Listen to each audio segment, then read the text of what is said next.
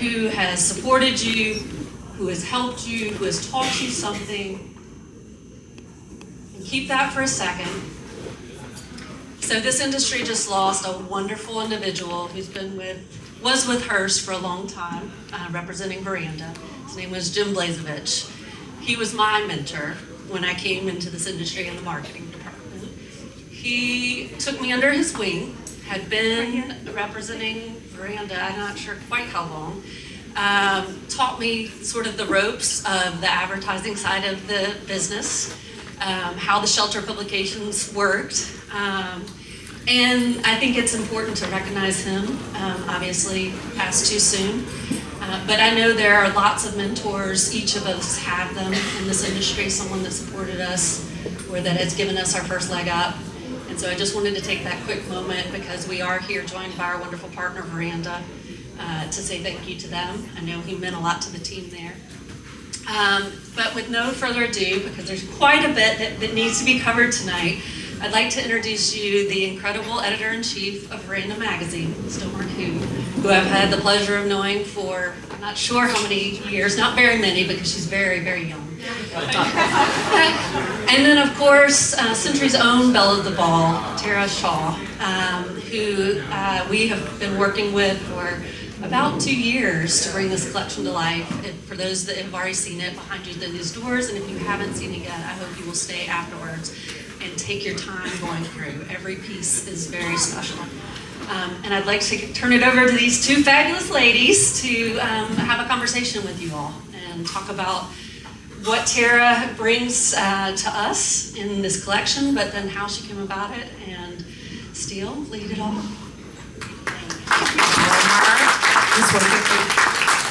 Thank you so much. And I hope Whitney was here. I'm here. Okay, to hear that very lovely tribute.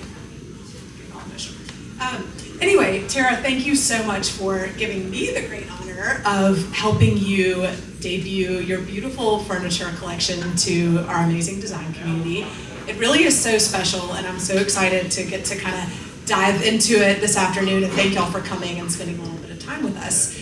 Before we start talking about the furniture specifics, I wanted to kind of give you a chance to tell us a little bit about your own story. So if you don't mind, tell us kind of what made you want to become a designer. So first of all, I want to thank you so much because, you know, I feel like it's almost old home week for me. I hadn't been in High Point in quite a minute, but I was excited about the Century launch. It's a huge milestone for me. It was really a dream I always had. So, you know, it's really a moment for me. And also I'm going to talk about the important part that Veranda played in my story. Oh, good. So if you know nothing about me, I'll give you a little behind the scenes journey. I fell in love with furniture, and I started going to Europe in 1994 and just shipping containers back. And I worked in France, Italy, Belgium, Sweden, and sold to the trade. My first warehouse was a mini storage that was a 10 by 30 on the River Road on Chapatoulas, big orange doors. Every time I drive by it, I still smile. And this was, Hannah, go back, this is the second warehouse. So this is at the Port of New Orleans, and it had no lights and no bathroom. And we would unload containers there, but you're gonna see my love for painted finishes even then when people were buying brown wood. This is 1990s. And I would get a call on a Sunday, it might be Bunny Williams, and she would say, can I come see what you have in the warehouse? So I'd be heave-hoeing this big roll-up door, and Bunny would pull up in her limo, and I would think, oh my God, just pinch me. So this is actually Veranda footage. Next. The next shot. Yeah. So that was so interesting because I was in love with one-offs. And I did design for myself and all my friends. And then this is what happened. I made the cover of Veranda. I love it. So I went from being a regional seller of furniture to the trade, to Mississippi and Louisiana, to being the cover of Veranda. I will never forget, I called Mary Jane or Lisa, and I said, that was so nice of you to mock up the cover with my home on the front. And To mock it up? yes, because green as a pickle. They're like, Tara, you are the cover. This is the real And cover. yes, The this one is and the only. real cover. So it was so adorable. I would be in Europe working, and Veranda would be on the newsstands. And I would say to my concierge, that's my home. I love it. And it was just it was priceless. So I got a call one Sunday, and it was Harry, yes, don't you love that? Harry Connick Jr. and Jill Goodacre. And they said, we are in New Orleans and we want to come over. And I said, well, that's fine. I was a little nervous. I hung up the phone. That's when we actually had phones on the wall. And I had to lie down on my brick galley kitchen floor and say, okay, let's see if you can do this. So they came over and they said, what we saw in Veranda is exactly what we want in our house in Connecticut. Wow. And I said, oh my gosh, well, I'm in Europe 5 weeks at a time. And Harry said, well, I know you can make this happen for us. And frankly, he could have asked me to do anything. I probably would have said yes. So that's my first start in design. Pretty amazing. And then right after that, Emerald and Alden Lagasse asked me to do a home for them and a second home. And then I worked on a third home, a 7-story brownstone in Manhattan. So it was just kismet. I mean, frankly, Harry and Jill forced me to do it. I couldn't say no.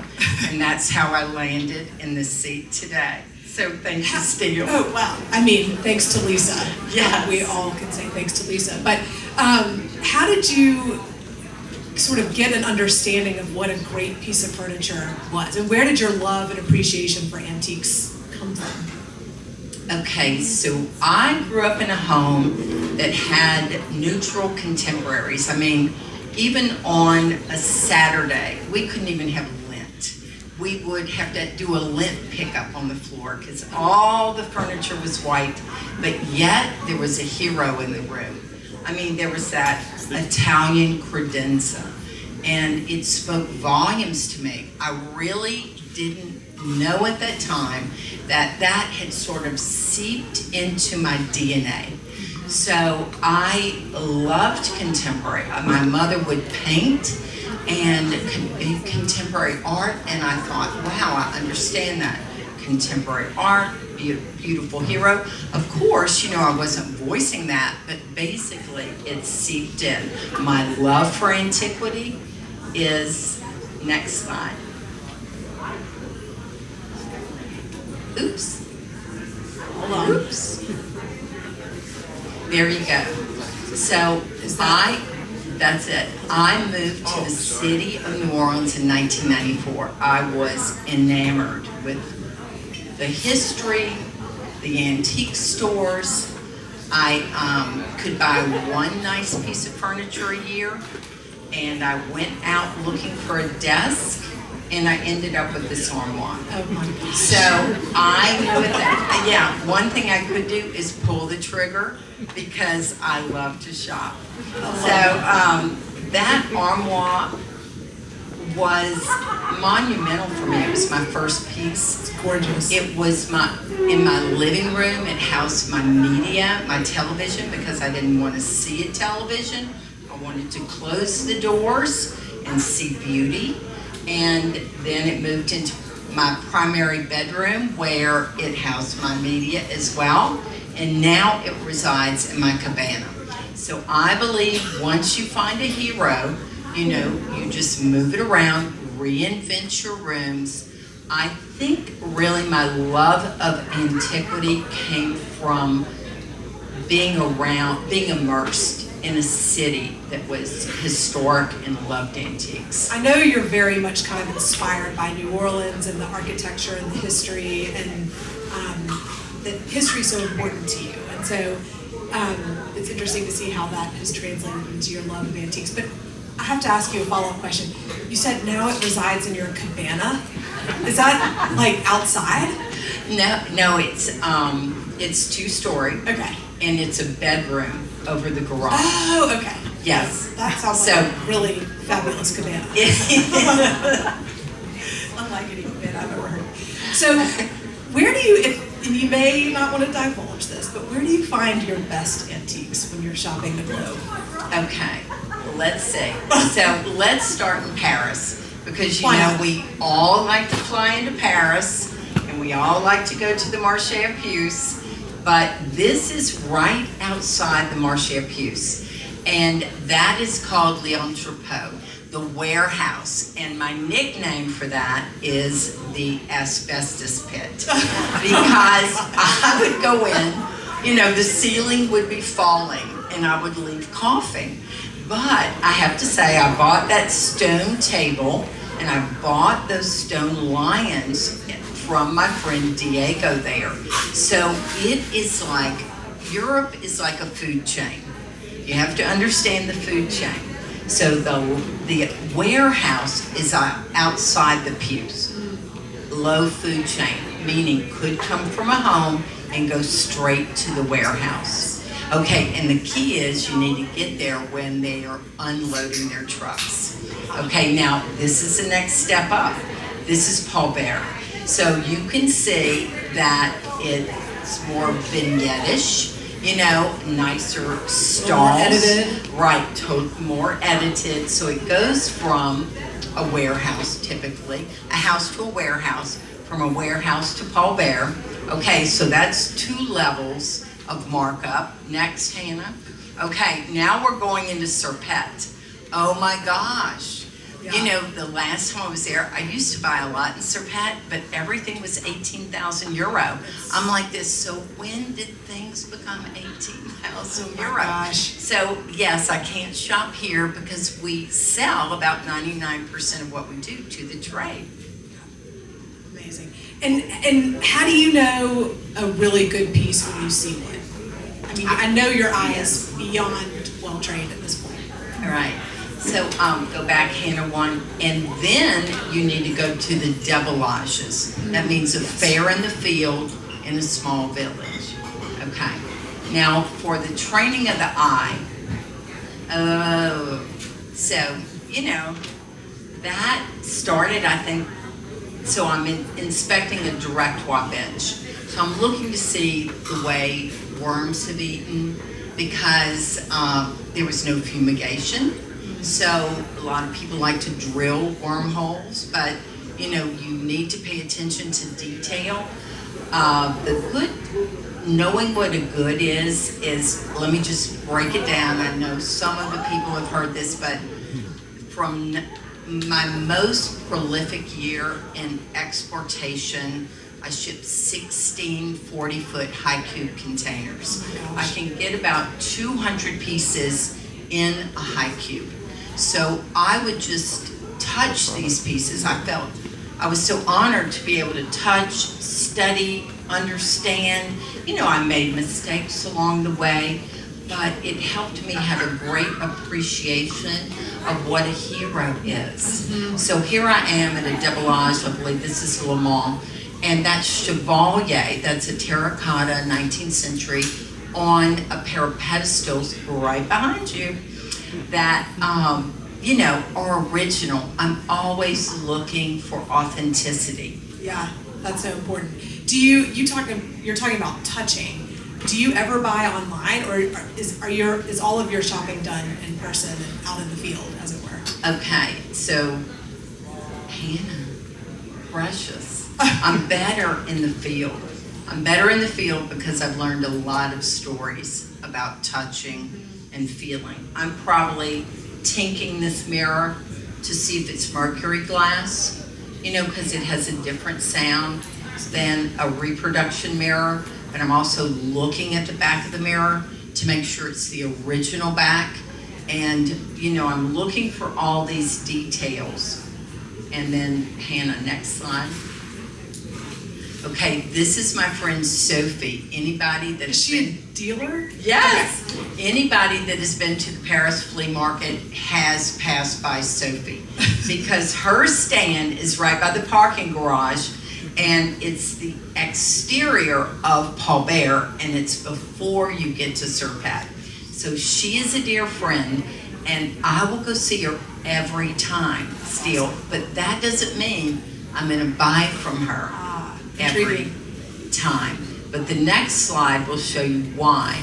Oh, oops, father and daughter. You know, I go to these warehouses, and it's the relationship with these people that means so much. Sometimes you buy, sometimes you don't. Next one, Hannah. Okay, this is a good tell. Okay, this is a story I hope you remember. 18th century Cuba stool. Adorable, Swedish, love it. All right, I bought it. I've known this guy for 1,000,000 years. Okay, now, can you spot the Cuba stool in that picture? It took me a minute, but I think I can see it. Yes, on top of the chest. Never once did he say child's chair. So, yes, I stay away from, I steer clear. Steer clear of like buying online. Yes. Because another question that I had was, have you ever made any buying mistakes? Hello, Cuba stool. It's a bookshelf. Does anybody need a child's chair?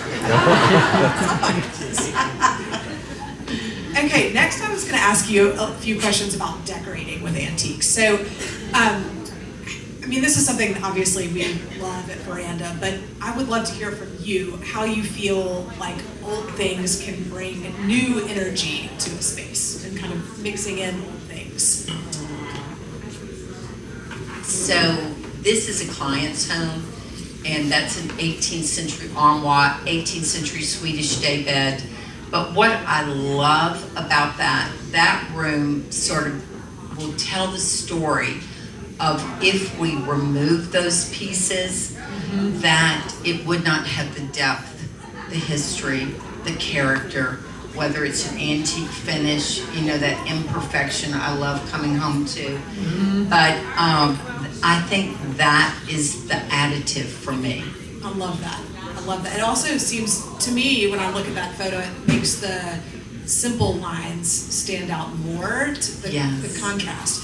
But that's something that you, Tara, do so well. I mean, you know, when I think about you, I do think about European antiques, and yet there's all this 20th century, mid 20th century going on with you as well. How do you know how to mix so well? Let's see, Hannah, maybe next slide. Well, let's talk about this for a moment. So here we have a bronze, let's go back one, Hannah. Hannah will want to change her name by the end of this. All right, she'll feel like, call me Emily. Okay, so this is a bronze side table with a French sofa, you know, with beautiful Holly Hunt coffee table. But so I think for me, the balance is always going to be the conversation with the piece. And of course, the conversation with the client, because I'm trying to hear what they are saying and not impose my will on them. The next slide, this is a family, you know, young children. They like that inside, outside. They are Francophiles, and they love the garden. And so the first thing I did was anchor the dining room with a mid-century, beautiful patinaed iron dining table, added a home Carrera top, but you're going to see the conversation there. You know, unexpected dining table, mid-century, 18th century Swedish clock cupboard that we made a storage area, but also a secretary by adding the African bench, and then working with a mid-century ebonized piece, contemporary art, 18th century Genovese chandelier. So I feel that conversation You know, one item does not overpower the other, but you're walking into the room, you're looking at the hero, and that is your talking point, your focal point that the next door neighbor will never have. Do you think Europeans, or even just globally, other cultures do this better? Because there's something to me very actually European about mixing periods like this. Anyway, it seems like you've been able to channel that and bring that back as well. I think just from all of the years of having friends there and visiting their homes, and we all know what a beautiful Parisian apartment looks like online, because you can shop real estate online, a lot online now, IG. But so I feel like, just like my, that was incorporated in my DNA. I believe because I'm able to see interesting mid-century, not common mid-century, right, but a one-off, in Europe, and I could just envision how that would play in a living space here at home. So here we have 18th century Spanish table, had a huge piece of art, contemporary art over it, French sofa, Italian banquette, and a reclaimed fireplace from Maryland. So, and a plaster coffee table. And what's the age of the architecture? Is this contemporary architecture, or is this an old house? This was a 4-year tile to tower project. So it was a small house. It was 21,000 square feet. Tiny. And I'm like, that could take a minute. Take a minute to furnish. Do you have go-to antique pieces that work almost anywhere that you just buy over and over again because you know they always work? Anytime I see a Swedish table, a good 18th or 19th century Swedish table, I know that someone will have a home for it. Classic, timeless. So go back, Hannah 1, Emily, sorry. Hannah, sorry. So here is the Swedish dining table, but yet, there it is. There it is. Thanks, Steele. Wait a second, I've seen that before. Alex, she's got your back. Okay, I love that. So this is a client's home, but we mix like a neoclassical chair and then an Italian cab chair, 18th century covered, Lindsay Edelman. Now the tension is like the brutalist sculpture with the decor, but that's a classic for me. And then in the next, which is a veranda photo, okay, that's my dining table. That was before Ivan took my roof off. So that is in the book, but now it's been redone. So that is a classic for me. Love that. And then, are there any historic furniture designers that you really, really love and admire? Yes. Hannah, you want to click through that? Click through that. Oh, there we go. Okay, so I'm going way, way, way back. Okay, this is King Gustav. Oh my gosh. So King Gustav, that's his portrait in the Tremont with the Empire Lions to the right and the left. Frankly, King Gustav changed the furniture industry in Sweden because at that time, France was the hot ticket and everybody was importing furniture from France. Whether you're in Italy or Sweden, they were importing French furniture. What he did was he shut that down. He said, you know what? We're going to create our own cottage industry. You cannot import French furniture. He created this industry, and what is so amazing, it is so timeless. You see the neoclassical arrows, the carving, the marquee chair that was extra wide. You're going to see those Swedish benches in our line for century, the demi-lunes. So what he did, he created a cottage industry inside of Sweden, and it still is current today as it was in the 1700s. Swedish furniture for me is like the classic white shirt. It's timeless, never goes out of style, goes with everything. Mixes so well with everything. Plays well with others. I love it. Okay, Louis XVI, he's my next hero. Okay, you know, he is the perfect pairing to contemporary because it's straight lines. You know, you don't have the Louis XV flourish, and then you're going to see this chest, Louis XVI, in the century line with the marquetry. They did the most amazing job. Okay, so let's now turn to your new collection for Century, which is beautiful, if y'all haven't seen it yet. Tell us a little bit about how this collection came to be. It's kind of an amazing story. Okay, so this is a bibliothèque. We'll talk about that in a moment. So I came to I came to High Point for a book signing when Soul of the Home launched. And so Antique and Design Center said, will you please come sign the book. I was so honored. And then my manager, Linda Hall, who has been my manager since the 90s, who is there if you have any questions when you call the warehouse right now. But so I said, Linda, I might work on licensing when I go there. And she said, okay, that'd be awesome. So I had started a furniture line that the bibliothèque was part of, but I launched it in 2007. I started with 46 items, grew it to 200 items, licensed 70 of those items to RH in 2013. So I put my head down after that, wrote a book, and then started a book signing during COVID. Now, isn't that interesting? Good times. So that was, I told Linda, I said, you know, I might think about talking to people about licensing. She said, that's a great idea. Linda's so encouraging, you know. So I come here, I'm looking around the day before the book signing. I had not been to High Point since 2013. So I didn't need to have showrooms anymore since I licensed. So I'm looking around, I find myself at 200 Steele. And I look up and I'm like, Century Furniture. I'm in paper bag pants and Birkenstocks. And I said, well, I'm just gonna walk in and ask to see if I could see the president. And so I walked in, and Angie is adorable, and she also has the best hair in the industry. But she's at the front desk, and I said, could I see the president? And she said, now who are you? But wait, I have to tell you, the way she said it was not intimidating. She didn't talk down to me. And she said, let me go see.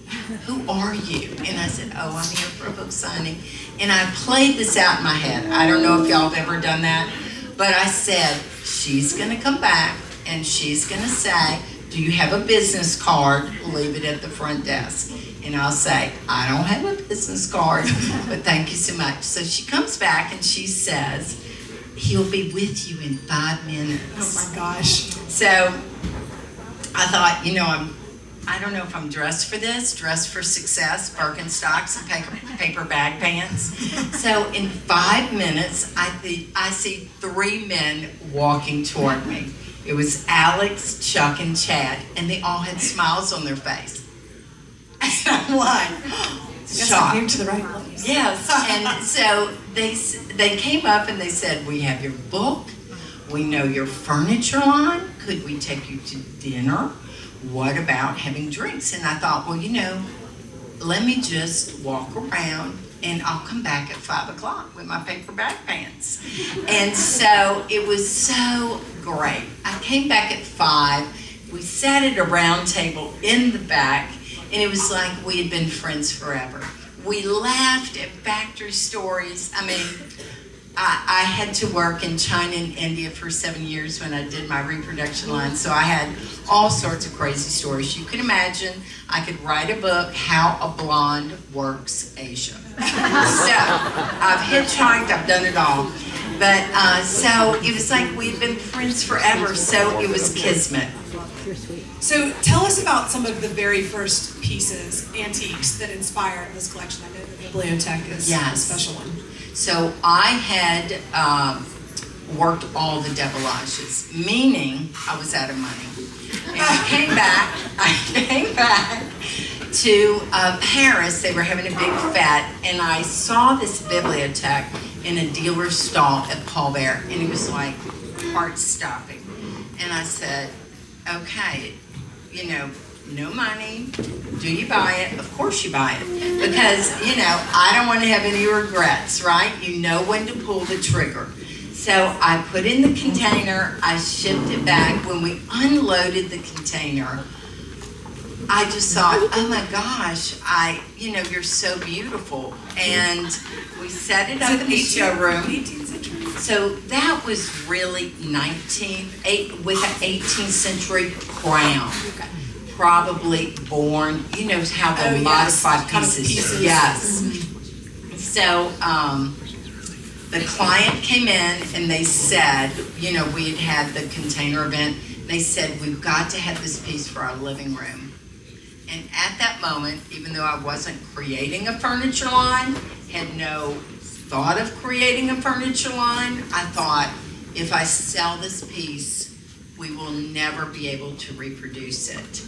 So I kept it. The client was not thrilled, but you know, I think we all know you do the best you can do, right? I did do another piece, but it was never as good as this piece. So this was basically the birth of the line, the bibliothèque. Love it. When you were sort of concepting what pieces to pull in for your collection, what hole were you looking to fill in the marketplace?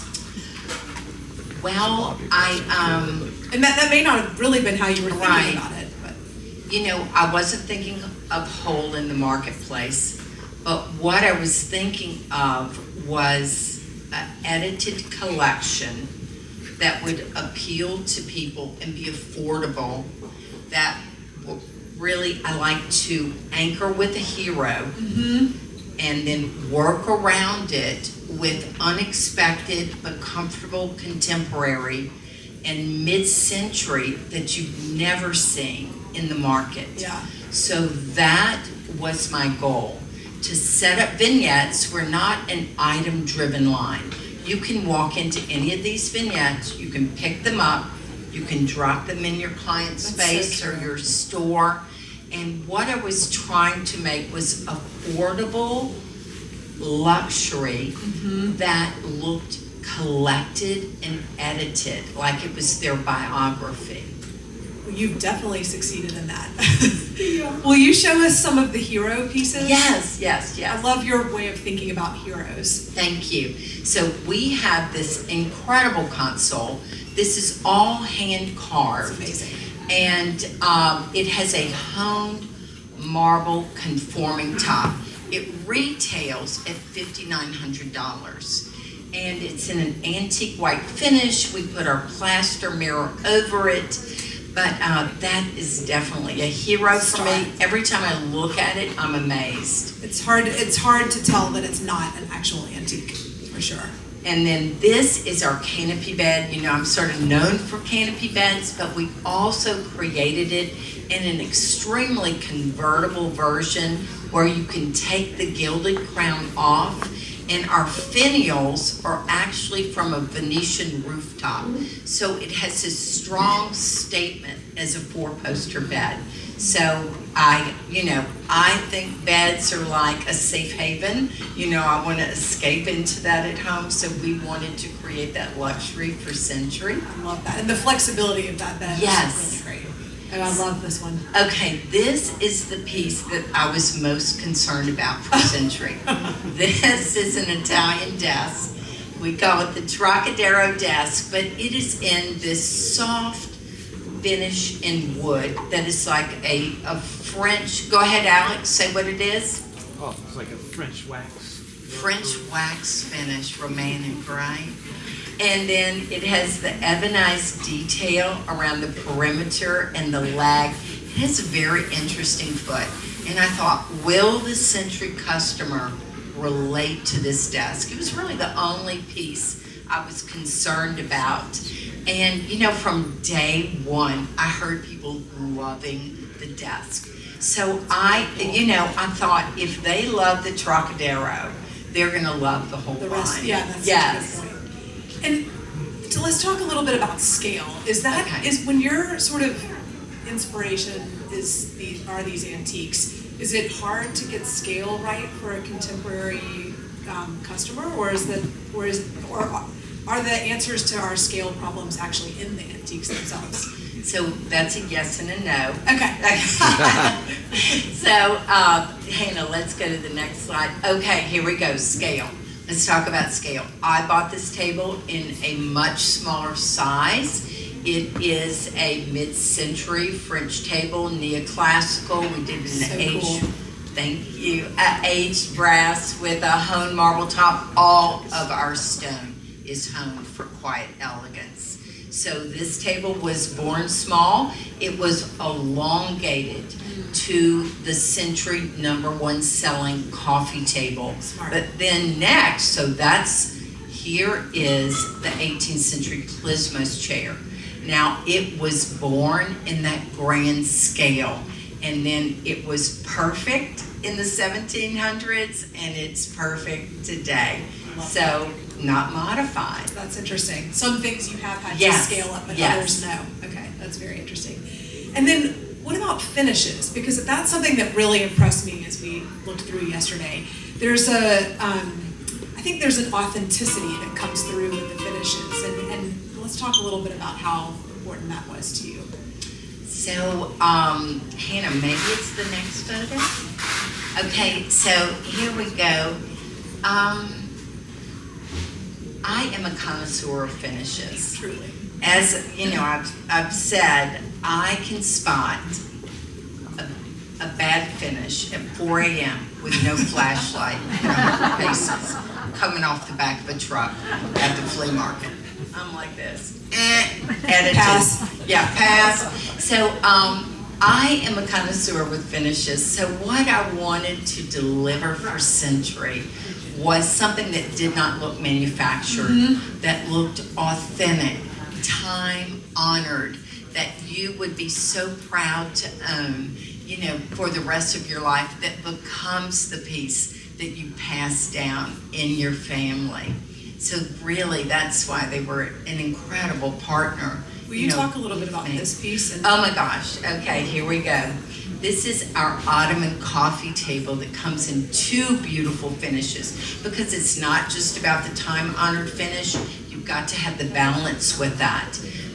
So this is a mid-century leg that I found on a chair, and then we added that to the Ottoman coffee table, high gloss finish in 2 colors, the most beautiful light gray that you've ever seen. We gilded the base, and so that is like the counterpart to our 18th century Swedish-inspired bench. So you have that balance of mid-century, contemporary, time-honored finishes.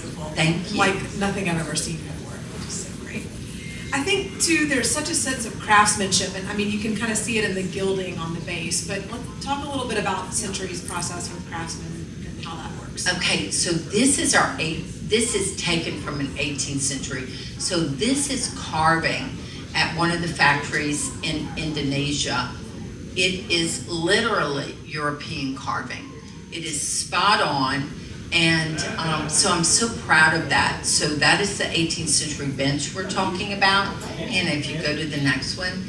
Okay, then we made the upholstery in their amazing upholstery factories in Hickory, North Carolina. So we got to visit that over and over. And you know, my key for that is the comfort factor, because you can have beauty, but if you don't have comfort, then you have missed a step. So if you could sit on any of our, we have 3. We have a track arm. This is the Belgian slope arm with great detail to the baseball stitching. Actually, the size and the slope of the arm that I normally see in Europe. So when you get in it, you won't want to get out. And that's really the key. That's the key.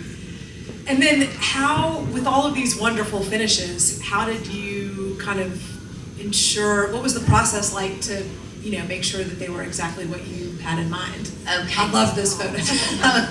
That is the glamour of behind the scenes in the furniture industry. If anybody thinks it's glamorous, so I teach finishes. I know what good is. I feel like you encourage factories when we're 90%, it helps them get to that 100%. So, teach it. This is in the factory in Indonesia. Amazing. That is hand carved. Oh, is that the console that? Yes. Okay, that's amazing. I love that. It seems like Century was a great partner for you. You kind of knew that the minute you walked in and asked to speak with the president, but can you just kind of tie it all up in a bow for us? What made Century kind of the perfect partner for you and your vision? So, gosh, when I think of the people and the companies, I think of the companies that they own, whether it's Hickory Chair or Rock House Farms or, Century, for me, was always like the pinnacle. And to have Thomas O'Brien, Windsor Smith, Charlotte Moss, I mean, I wanted to pinch myself that I could be part of that family. Good company. Yes, I just really respected the designers. And Carrier and Company, oh my gosh, Jesse and Mara. So I aspired to be here. It was like a gift to arrive. Well, it's great, and congratulations to you. Thank for such you. a beautiful collection. Any questions from the audience? We can sort of, I love that picture. We're testing the comfort level. Anybody have questions? Yes. How long from meeting the Century team to this launch? Like, how long was the staff time? So Alex, was that 2.5 years? About two. About 2 years? Seems fast. Yes, yes. We could have used another half a year. But here we are. A lot of it in the beginning was ideation, deciding on which items. I mean, imagine a career of collecting. The available pieces to be able to work on were plentiful. And so first you got to get that down to an assortment that Tara's happy with, that we can consummate and execute. And then it's factory trips and it's finished chips and it's and the beautiful thing of like a partner with Tara is she's delightful, as you can see, and she's also exacting. In a factory like us, we need somebody that's going to hold us to a standard as much as we try to hold ourselves to it. That's why you work with experts like Tara to make sure you get that final 2-3%. Yeah, that makes a lot of sense. And it takes time to do it. For sure. Anybody else? Yes. Yes. So kind of throughout your process, through like your jumping off point, you mentioned the Techo as sort of your inspiration Right. for the line. So as we talked about the 2.5 year process, then since that was your inspiration, what sort of were categorizing the process as you moved through? So did you completely focus on case goods in that line, and then accessory tables, end tables, and then move to upholstery? I'm just interested in how you sort of categorize the development of the line. That's a good question. Really good question. So, no, I didn't work like that. So, we would pull up our key pieces, the heroes that we were enamored with, whether it was antiquity, mid-century, contemporary, and I would lay it out in a room. And I would say, okay, because we're not item-driven, we are room-driven. We are concept-driven. You cannot buy one chair and understand the collection in your store. So what I did was I created vignettes. That's exactly what we do in our showroom. I created vignettes, and then we would tweak those vignettes until I figured we had gotten to perfection, that it would reach people that were the Century customer, but yet in love with antiquity as well. So I started with vignettes, and then we took months on fabrics because I wanted this line to be, I wanted it to start with their lower grade fabric because with that, you can envision what the chair looks like at the lowest price point. So we only probably have 4 or 5 fabrics that are above the first tier. So affordability, collectability, understanding the room was really, that's my, besides finish, that's what I love to do. It's almost like a jigsaw puzzle for me. I'm like this, okay, I have this gorgeous sculptural sofa, sectional sofa, sexy sectional sofa. What do I want with that? I want a mid-century cocktail table, nice scale, unbelievable patina. I'm gonna anchor that room with a bibliothèque. And then I'm gonna take contemporary swivels, an accent table that's from the 18th century. And I'm going to make that about the collection of that, the field that looks like you've been shopping. You've been shopping in the fields, and then you added your contemporary piece, and then you added that unexpected mid-century. That almost seems like a harder way to do it, but I feel like you've taken out a lot of the guesswork for the retailers and maybe even some designers, which I think is great in the long run. But it seems like a bit hard. I feel like we've done the heavy lifting. You know, I design in my sleep probably. I would wake up and be like, that's what you do. But I think that's the key. You do the heavy lifting for the customer. And so you make it so easy for them to understand and then sell to their customer. So basically, they have to drink the Kool-Aid. We call it here, we drank the sweet tea. So, you know, we understand it because we've talked about it and we've worked through those rooms. But yes, I don't know if I could probably design a line based on case goods. I'm really more involved in a room. In the room. And helping people understand the room. More livable that way, for sure. Anybody else? Okay, I have one last question. Okay. If you were an antique chair, what would you be and why?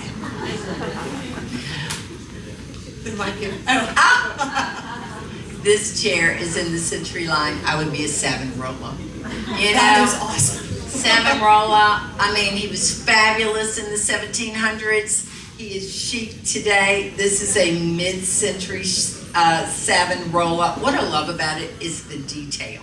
Leather seat, stitching, hand-forged iron, but yet a big piece of gold. Perfect chair. It's like this. I'm your occasional chair. I'm going to look good anywhere. I love it. Well, thank you, Tara. Thank you, Steele. Steele. Y'all, don't sleep on the mirrors. We didn't really talk about the mirrors, but the mirrors are great too.